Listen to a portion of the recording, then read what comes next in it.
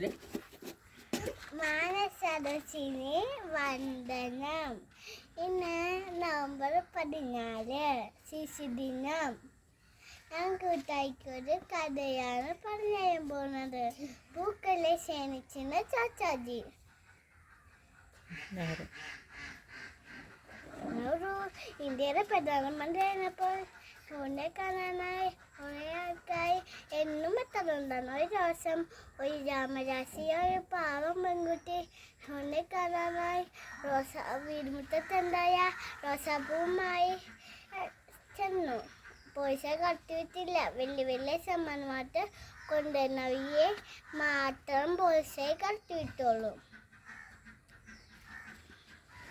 ആ ദിവസം നെഹ്റു കണ്ടു. പാവം പെൺകുട്ടിനായി വർത്തമാനം പറയും. നെഹ്റു പറഞ്ഞു, ദാ പാവം പെൺകുട്ടിനെ അടുത്തോട്ട് കടത്തി വീതു.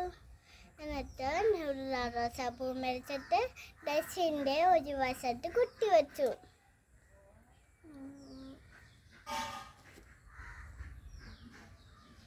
നെഹ്റു പറഞ്ഞു, ചെറിയ സമ്മാനമായാലും എനിക്ക് ഇച്ചിരി സന്തോഷമായി. അവൾക്കും സന്തോഷമായി. അവൾ വീട്ടിലോട്ട് മടങ്ങിപ്പോയി. കൂട്ടായെ, നിങ്ങൾക്ക് മനസ്സിലായോ? എൻ്റെ ശിശുദിന ആശംസകൾ.